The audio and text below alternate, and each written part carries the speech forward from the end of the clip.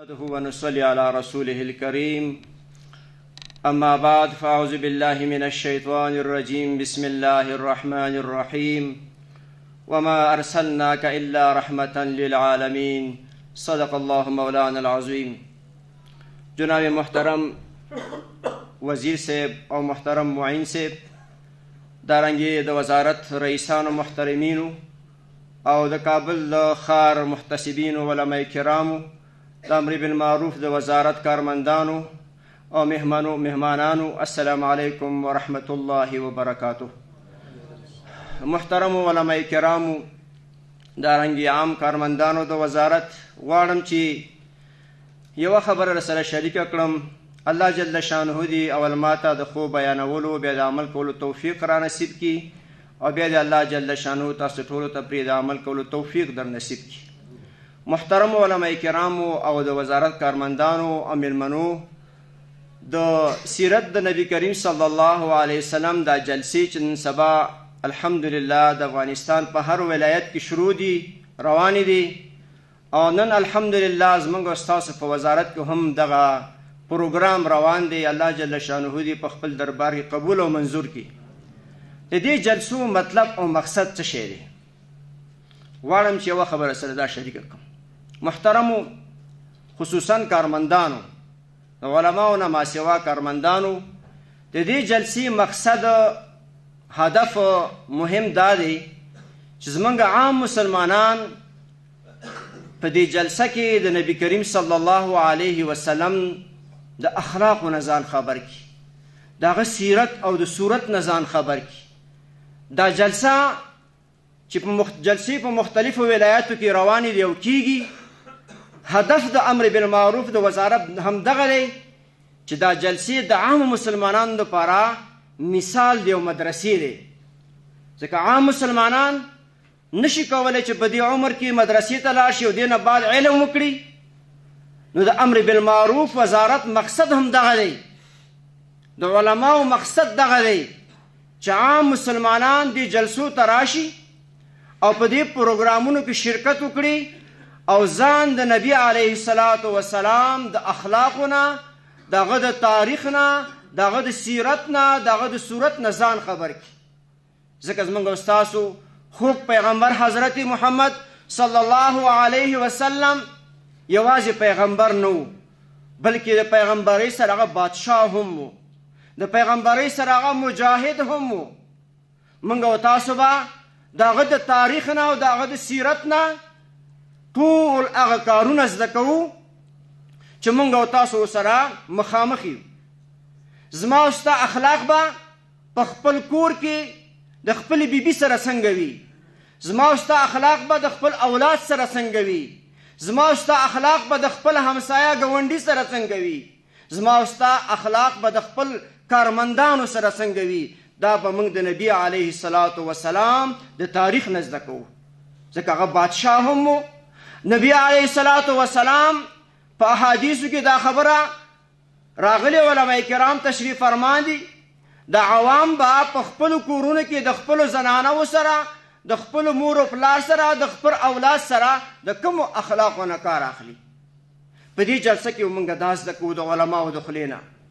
او دارنګې د امر بالمعروف د وزارت څومره محتسبین چې دي، هغه په دې باندې مکلف دي چې هغه به د افغانستان په هره ولسوالۍ کې خپل ګران ملت ته د نبی کریم صلی الله علیه وسلم سیرت او صورت بیانوي. دا جلسې دې دپاره کیږي.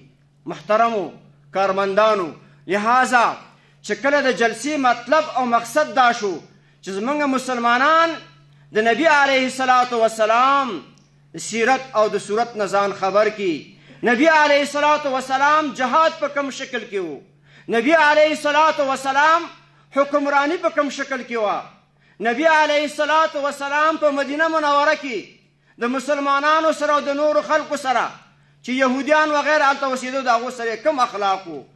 زموږ محتسبین په دې مکلف دي چې هغه به خپل ګران مسلمانانو ته هغه بیانوي. او د نبی علیه الصلاة وسلام د سیرت دا جلسې په هر میاشت کې بیانولی شي، په هر میاشت کې موږ دا جلسې جوړولی شو. لیکن یوه خبره ده چې په دې میاشت کې موږ په افغانستان کې په مختلفو ولایتونو کې دا جلسې دا پروګرامونه جوړ کړ. هدف هم دغه دی چې زموږ مسلمانان د ګران افغانستان ملت مسلمانان ځوانان په دې باندې پوه شي چې نبي علیه الصلاة وسلام په دې میاشت کې دنیا ته تشریف راوړی دی. دا هم هدف دی. نو د نبي علیه الصلاة وسلام تاریخ سیرت موږ په هره میاشت کې بیانولی شو. په میاشت کې 4 جمعې په هره جمعه کې بیانولی شو. په هره جمعه کې 2 ورځې په هره ورځ کې بیانولی شو.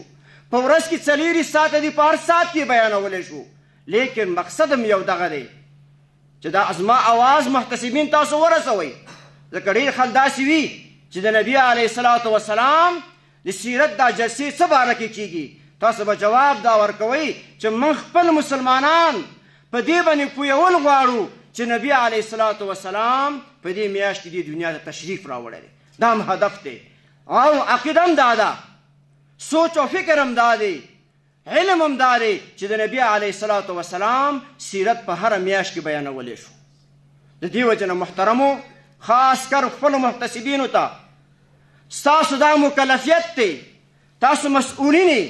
ستاسو د نبي علیه الصلاة وسلام سیرت، اخلاق، صورت دا په هر ځای کې او خصوصا د کابل ښار محتسبینو ستاسو دا مکلفیت دی چې تاسو د نبي علیه السلام د اخلاقونه مسلمانان خبر کړئ. ای محتسبینو دا ستاسو ذمواري ده چې تاسو د هر وزارت ته لاړ شئ، هر ولایت ته لاړ شئ، په هر ولسوالۍ کې چې محتسبین دي تاسو خپل د حکومت هغه کارمندان چې د امارت اسلامي افغانستان کارمندان حسابیږي، د امارت افغانستان نه تنخواه اخلي، په دې باندې پوه کړي چې ای زما کارمنده، ای زما ولسواله، ای زما وزیر صاحب، ای زما قاضي صاحب، ای زما قومندان صاحب، نبي علیه الصلاة وسلام په سیرت کې تا زده کړې ده چې هغه په خپله بادشاهي څنګه کړې وه، د هغه رویه، د هغه اخلاق به د خپل رعیت سره څنګه و. ای محتسبینو دا ستاسو کار دی. تاسو به خپل مجاهدین په دې باندې پوهوئ چې د نبي علیه الصلاة وسلام اخلاق د خپل رعیت سره څنګه و، د خپل امت سره څنګه و. د حضرت ابوبکر صدیق رضی الله تعالی عنه، د حضرت عمر رضی الله تعالی عنه، خلفای راشدین ټول له واخله د هغوی رویه د خپل رعیت سره څنګه وه. ای محتسبینو د کابل د ښار دا ستاسو ذمواري ده، دا مسؤلیت ستاسو دی چې تاسو به هر وزارت ته ځئ، د هر وزیر سره به کښېنئ، د هر ولسوال سره به کښېنئ، د هر والي سره به کښېنئ، د هر قاضي سره به کښېنئ او په دې به یې خبروئ چې د نبي علیه الصلاة وسلام بادشاهي څنګه وه. دا د سیرت د جلسې فواید دي چې موږ او تاسو پکې زده کړو او بیا نور هغوی ته بیان کړو. برادران محترم، اما مقصد جلسه سیرت نبی صلی الله علیه و سلم امی است که ما و شما در این جلسه یاد بگیریم که اخلاق نبی علیه الصلاة و سلام چه رقم بود.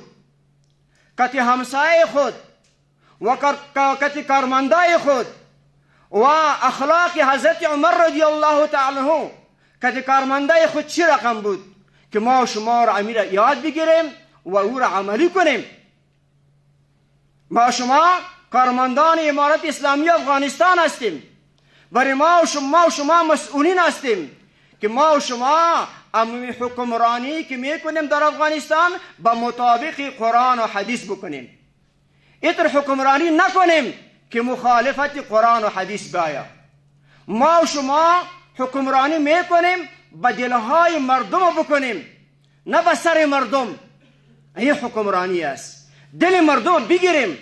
ای محتسبین شهر کابل، این مسئولیت شماست که شما در وزارتهای امارت اسلامی افغانستان امو کارمندان که منجا است امو سخن برش بگو بزن که مسئولیت ما و شما چی است.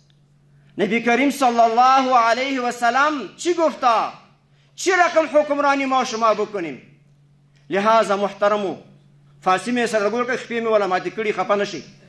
نو خبره دا ده چې موږ او تاسو به چې د قرآن او حدیث مطابق خپل حکمرانی وکړو. اخرنۍ خبره دا ده محتسبینو ته وایم ځکه دا یو موقع ده ای محتسبینو، بار بار مې دا خبره تاسو له کړې ده، بیا هم دله کوم، او خصوصا د وزارت کارمندانو، تاسو د امر بالمعروف په وزارت کې اوسېږئ، تاسو هر یو مسؤل، تاسو باندې امر بالمعروف کول فرض عین دی. علماء کرام موجود دي، په امیر المؤمنین باندې امر بالمعروف فرض عین دی. دغه رنګې زموږ فقهي جزیه همدغه ده چې کوم کسان دې کار دپاره وضع شوي دي په هغو باندې فرض عین دی. لہذا تاسو مسؤلین محتسبینو، ستاسو به د امارت اسلامي افغانستان د هر یو مجاهد ته، د هر یو مسؤول غوږ ته دا خبره رسوئ چې موږ او تاسو به حکمراني د قرآن او د حدیث مطابق کوو. د نبي علیه الصلاة وسلام چې کوم حکمراني کړې ده، خلفای راشدینو کوم حکمراني کړې ده، د هغې مطابق به کوو او په خلکو باندې به دروازې نه بندوو. اخرنۍ خبره، دا خبره به تاسو هر یو مسؤول ته ورسوئ، د امارت هر یو مسؤول ته دا خبره ورسوئ چې په خپل رعیت باندې تاسو د وزارتونو دروازې مه بندوئ. دا د نبي علیه الصلاة وسلام اخلاق دي، دا د نبي علیه الصلاة وسلام بادشاهي ده، هغه نه موږ دا زده کړې ده. د هغه په حدیث کې هم دا زده کړې ده چې مسؤول حکمران به په خپل رعیت باندې دروازې نه بندوي. ای محتسبینو، دا ستاسو ذمواري ده، تاسو به د امارت هر یو مسؤول ته دا خبره رسوئ او د دې رسنۍ د لارې زه د افغانستان تمام مسؤلینو ته دا حدیث بیانوم مختصر چې تاسو په خلکو دروازې مه بندوئ، خپل رعیت دروازې بندې نه کوي، ځکه نبي علیه الصلاة وسلام فرمایي چې کوم حکمران، مسؤول، کوم وزیر، کوم والی، کوم ولسوال، کوم قومندان هغه په خپل رعیت باندې دروازې بندوي، الله به د خپل رحمت دروازې په هغه بندې کړي. وما علینا الا البلاغ.